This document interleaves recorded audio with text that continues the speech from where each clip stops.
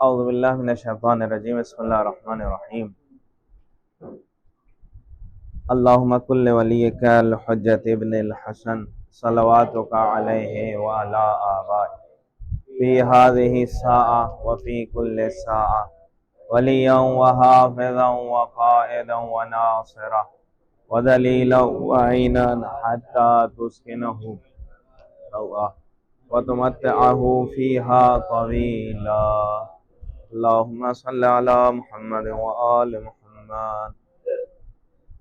السلام علیکم ورحمۃ اللہ وبرکاتہ۔ کل ہم لوگوں کی کیا باتیں ہوئی تھیں؟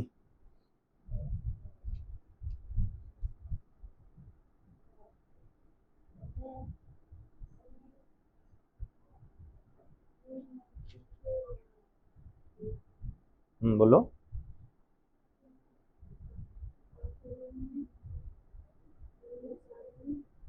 ہونا ہے، بیٹھو، تم بتاؤ۔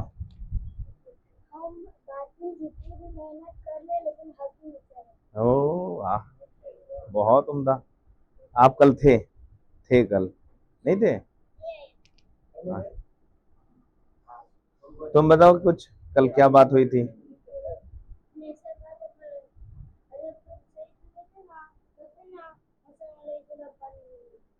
اچھا ٹھیک ہے۔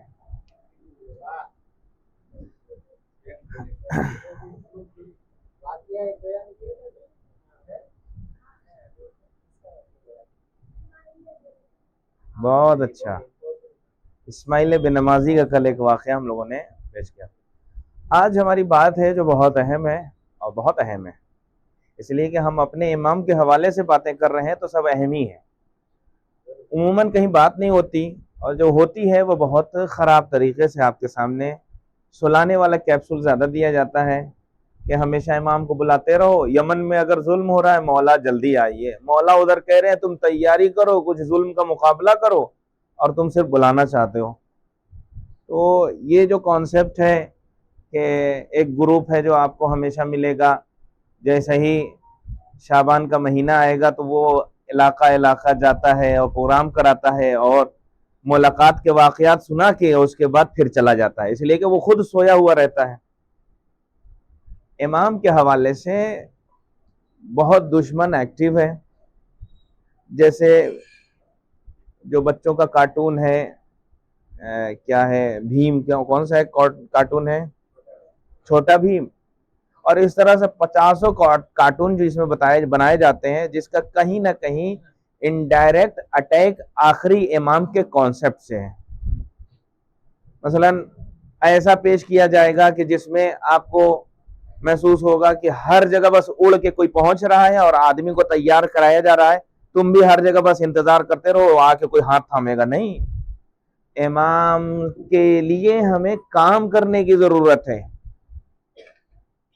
آج کتنے لوگ غلط نظریات لے کر چلے آئے ہیں، تقلید سے ٹکراؤ کرنے کے لیے۔ آج جو اخباری ٹائپ کے جو لوگ ہیں وہ کہتے ہیں ہم صرف آخری امام کی تقلید کریں گے، وہ کہتے ہیں ہم صرف آخری امام کی تقلید کریں گے۔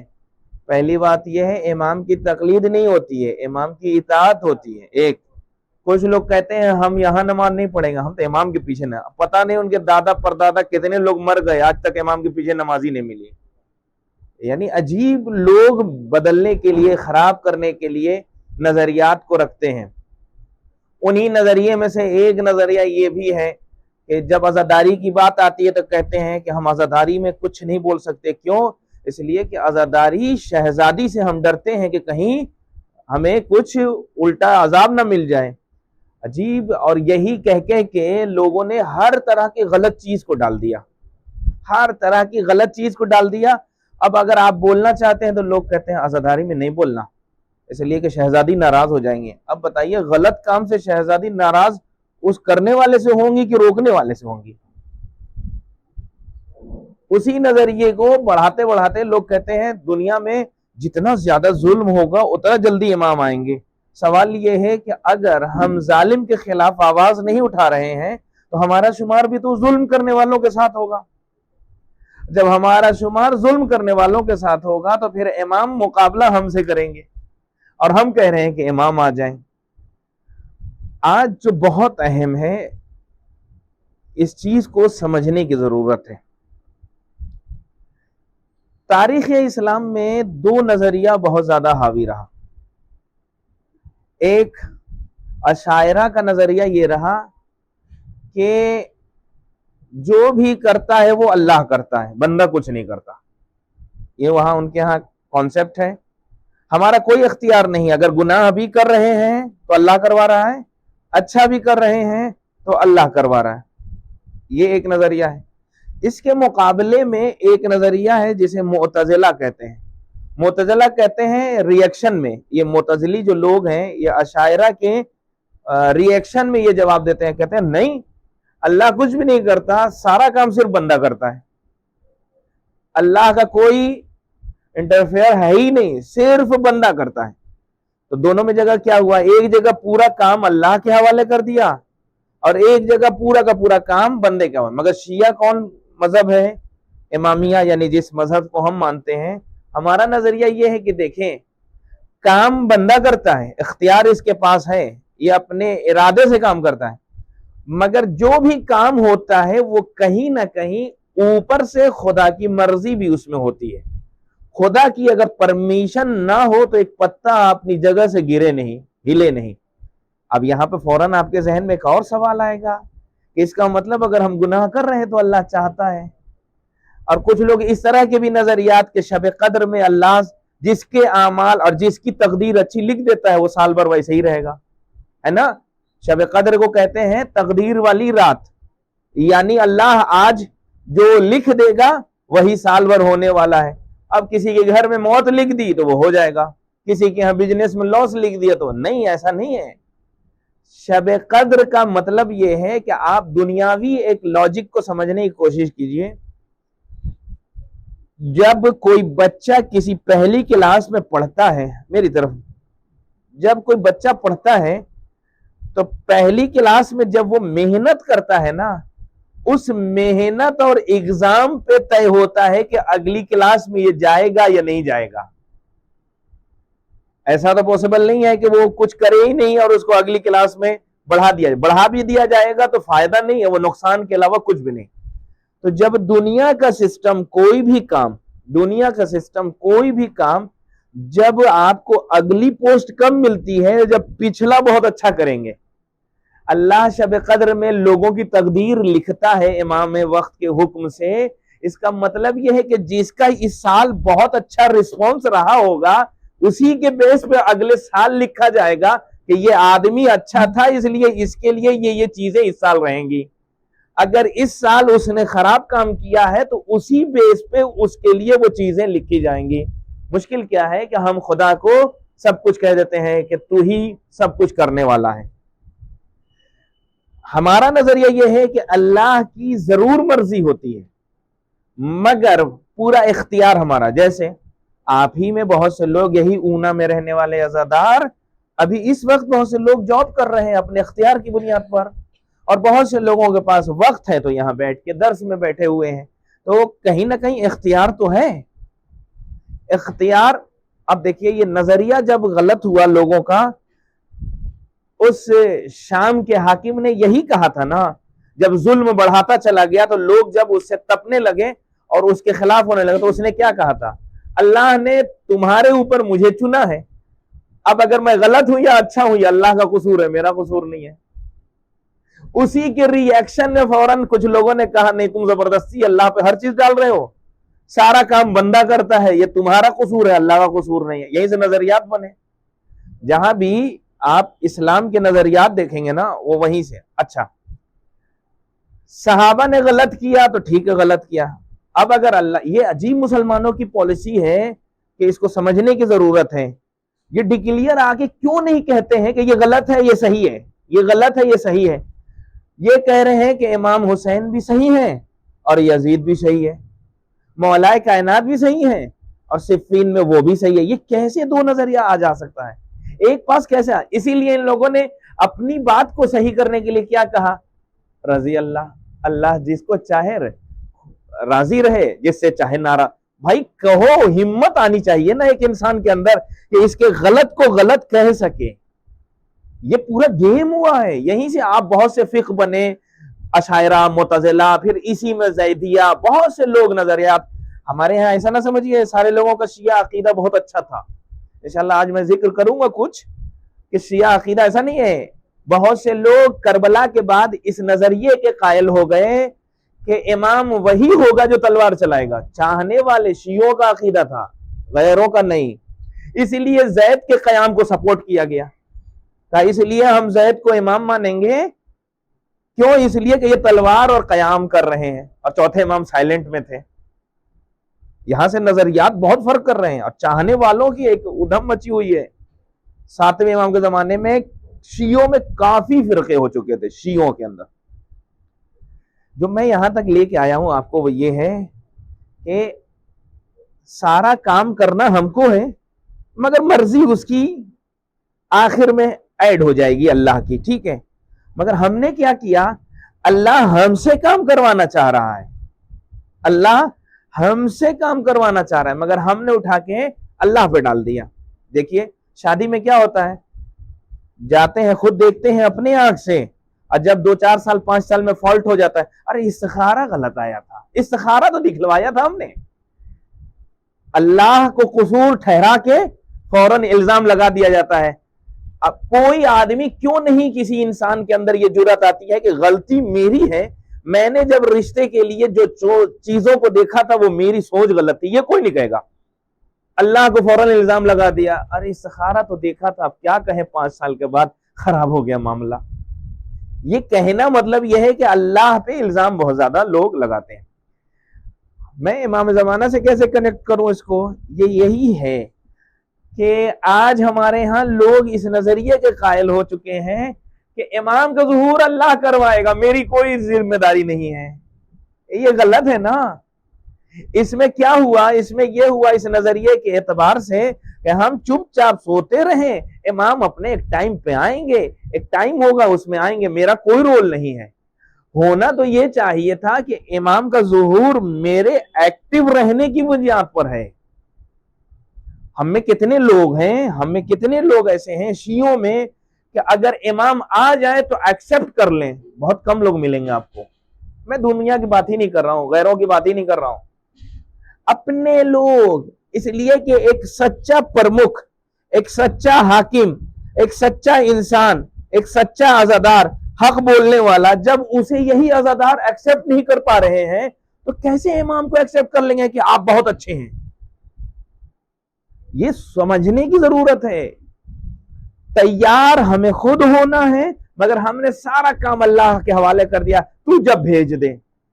اب یہیں سے جو چیز پیش کرنا چاہتا ہوں، امام کے ظہور میں 2 چیزیں ہیں. ایک چیز یہ ہے کہ کچھ لوگ غلط یہ سمجھتے ہیں کہ یہ اب چین حملہ کرے گا ہندوستان پہ تو امام کا ظہور ضرور ہو جائے گا، اور لڑکیاں لڑکوں کا کپڑا پہنیں گی تو اب امام کا ظہور ہو جائے گا، مرد عورتوں کی طرح ہو جائیں گے تو اب امام کا ظہور ہو جائے گا. یہ جو آپ بہت سی کتابوں میں دیکھیں گے کہ امام کے ظہور کی علامت جو پیش کی جاتی ہے کہ ظہور کی یہ نشانی ہے، اس میں سب فیکٹ نہیں ہے.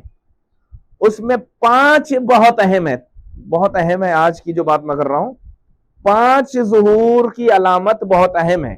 اس میں سے کون کون سی ہے؟ کوئی ہے ذہن میں آپ کے؟ علامت ظہور، امام جب آئیں گے تو کیا ہوگا؟ وہ 5 چیزیں بہت اہم ہیں. ندائے آسمان، آسمان سے ایک آواز گونجے گی، ظہور ہو گیا ایک. خروج سفیانی کا نکلنا، خروج یمانی، یمنیوں کا خروج.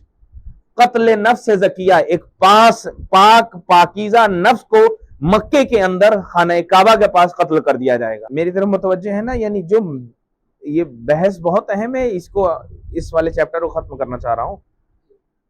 5 ایسی علامت، مگر ہم لوگوں کو کیا سمجھایا گیا کہ جس دن یہ ہو جائے گا اس دن امام کا ظہور ہو جائے گا. ایسا ہرگز نہیں ہے. امام کا ظہور اس چیز پہ ڈیپینڈ نہیں ہے کہ جب جبریل بولیں گے تب امام آئیں گے، نا. اس چیز پہ ڈیپینڈ نہیں ہے کہ خسف ویدہ جب ہو تب امام آئیں گے، قتل نفس زکیہ جب ہو تب امام آئیں گے، نا. 2 الگ چیز ہے. امام جب ظہور کر جائیں گے نا تو یہ 5 چیزیں جو ہیں جو حتمی ہیں، جو ہوں گی، یقیناً ہوں گی، جو حتمی ہیں وہ جو ہونے والی ہیں، اس سے صرف یہ طے ہوگا کہ یہ جو آنے والا ہے یہ ریئل ہے، یہ جھوٹا نہیں ہے۔ دونوں فرق ہے۔ ایک یہ ہے کہ یہ آدمی فرسٹ کلاس پاس کرے گا تب سیکنڈ میں جائے گا، یہ والی کنڈیشن نہیں ہے وہاں یہ ہے امام کا ظہور ہو جائے گا، یہ 5 چیزوں سے طے کیا جائے گا کہ یہ آنے والا یہی حقیقی امام ہے۔ دونوں فرق ہے۔ ابھی ہم کس چیز کے انتظار میں ہیں؟ ہمیں جو مہدویت اور امام کا جو کانسیپٹ دیا گیا، بس جلدی سے وہ جو علامت ظہور ہے انتظار کرو وہ جلدی ہو جائے، وہ ہونا نہیں ہے۔ امام آئیں گے اس کی تائید ہوگی۔ اب سوال آپ کے ذہن میں یہ ہونا چاہیے کہ پھر امام کا ظہور کب ہونا چاہیے؟ امام کی ظہور کن چیزوں پہ ٹکی ہوا ہے؟ امام کا ظہور 4 چیزوں پہ ٹکا ہوا ہے۔ جس دن یہ 4 چیزیں ہو جائیں گی امام کا ظہور ہو جائے گا۔ وہ 4 چیزیں کیا ہیں؟ میں آپ سے پوچھنا چاہتا ہوں، امام صرف اونا کے لیے حکومت کرنے آئیں گے یا کہاں؟ پوری دنیا کے لیے، پوری دنیا کی حکومت۔ تو جب اونا کی ایک چھوٹی سی جماعت چلانے کے لیے آپ کے پاس قانون ہونا چاہیے، یہ غلط ہے، یہ ایسا ہونا چاہیے، ممبرشپ یہ ہے، یہ ہے، تو امام کے پاس بھی تو قانون کچھ ہونا چاہیے۔ امام کے پاس قانون کی کتاب کیا ہوگی؟ ہاں بتائیں۔ قرآن ہوگا، اس لیے کہ جس کتاب سے رسول خدا نے مدینے میں حکومت کی تھی اسی کتاب سے آخری امام حکومت کریں گے۔ ایک یعنی یہ جو ظہور کا پورا کانسیپٹ ہے کہ یہ سب عدل و انصاف میں بدل جائے گا، ظلم ختم ہو جائے گا، اس کے لیے 4 چیزیں ضروری ہیں۔ ایک، کتاب قانون کی ہونی چاہیے، وہ کوئی اور نہیں، وہ قرآن۔ صرف قرآن تو لوگوں کے سامنے موجود ہے، مگر یہ جو عدل و انصاف قائم نہیں ہو رہا، اس کے پیچھے ایک ریزن یہ ہے کہ امام ہمارے درمیان اس طرح سے لیڈرشپ جیسے ہونا چاہیے وہ نہیں ہے۔ ابھی ہمارے اعتبار سے وہ غائب ہیں۔ جیسے ہی امام آئیں گے تب اس قرآن کی آیت میں دم آئے گا، اس قرآن کی آیت میں جان آئے گی۔ امام کے وجود سے یہ پورا کام ہونے والا ہے، دنیا کا نظام جو ہے عدل و انصاف سے بھرے گا۔ اب میں آپ سے پوچھنا چاہتا ہوں، یہ بتائیے اس دنیا میں یہ 2 چیزیں ابھی موجود ہیں کہ نہیں ہیں؟ امام ہمیں دکھائی نہیں دے رہا مگر ہے تو، قرآن بھی ہے نا۔ 2 چیز ہے، 2 چیز اور تیار کرنی ہے، وہ اگر ہو گیا تو مسئلہ حل ہے۔ اب یہاں ہماری ذمہ داری ہے۔ اس کے بعد امام کے ظہور کی تیسری چیز جو ہے، ہر امام کا شکوہ یہ تھا کہ میرے ساتھ مددگار نہیں ہیں، میرے ناصر نہیں ہیں، میرے مددگار نہیں ہیں۔ اگر امام کو مددگار اور ناصر مل جاتے ہیں تو امام حسین کربلا میں یزید کے خلاف چپ نہیں رہتے۔ اب ہم میں سے کتنے لوگ ہیں کھڑے ہو کے کہیں کہ کربلا والوں کی طرح ہمارے پاس ابھی 5 لوگ ہیں، امام آئیے، آپ ہیں کتنے لوگ؟ اب یہاں سے ہماری ذمہ داری ہے، جس دن ہم ان کے ناصر و مددگار بن جائیں، سمجھ لیجئے ظہور کا راستہ فراہم ہو رہا ہے۔ اور اس کے بعد چوتھی چیز جو ہے وہ ہے، ناصر و مددگار صرف ایسے نہ ہو کہ ماتم کرتے وقت بہت جوش دکھائیں اور جب حق کی بات ہو تو وہاں سناٹے میں چلے جائیں۔ نہیں، ایسا ناصر و مددگار چاہیے کہ سوتے وقت میں بھی کہا جائے تو وہ اپنی نیند کو چھوڑ کے امام کی آواز پر لبیک، یعنی اینی ٹائم تیار رہنا۔ ایسی کیپیسٹی، ایسی صلاحیت والے لوگ امام کو چاہیے۔ اب میں آپ سے پوچھنا چاہتا ہوں، 4 چیزوں میں 2 چیز موجود ہے اس دنیا میں، اور 2 چیز ہمیں موجود کرانی ہے۔ جس دن ہم تیار ہو جائیں گے، یقین جانیے امام کا ظہور بہت نزدیک ہو جائے گا۔ اور آج جو شیعوں کا حال ہے وہ بہت اچھا نہیں ہے، اس لیے آپ بہت معجزہ ہی ہوگا کہ اچانک کچھ ہو جائے، ورنہ جو قانون ہے اس دنیا کا اور کتاب کا اور جو مہدویت کے چیپٹر میں، اس اعتبار سے ابھی بہت وقت لگے گا، مگر نا امید نہیں ہونا ہے۔ اس میں ہم کتنا جلدی اپنا کام کرنا چاہتے ہیں یہ اہم ہے۔ जिस दिन हम नासिर और मददगार बन गए और एनी टाइम तैयार रहने लगे, किसी के लिए इमाम ज़हूर करें या ना करें, हमारे लिए हो जाएगा। यहीं से इमाम की मुलाकात का चैप्टर आपके सामने खुलता है कि इमाम किन लोगों से मिलते हैं, इमाम की मुलाकात किससे होती है। ये चार चीजों में दो चीज है, दो चीज हमें तैयार करना है। अब उसके लिए हमें कितनी मेहनत करनी है, कितना काम करना है, कैसे करना है, ये अभी हमें सोचना पड़ेगा। सवाल मेरी इस बात से किसी को है कुछ? आज तक हमें यह बताया गया, जो शुरू में हमने इतना मुकदमा तैयार किया, इमाम सब कुछ करेंगे, उधर वो तैयारी में है कि तुम तैयार हो जाओ, और इधर हम कह रहे हैं आप जल्दी आइए। अगर इमाम आ जाएं तो क्या वाकईन हम साथ देने के लायक हैं? सवाल है। इसलिए आखिर में खुदा से दुआ, खुदाया हमें वाकईन इमाम के नासिर बनने की तौफीक अता फरमा, उनके मददगारों में हमारा नाम लिख दे। आखिर दावाना अनिल हम्दुलिल्लाहि रब्बिल आलमीन।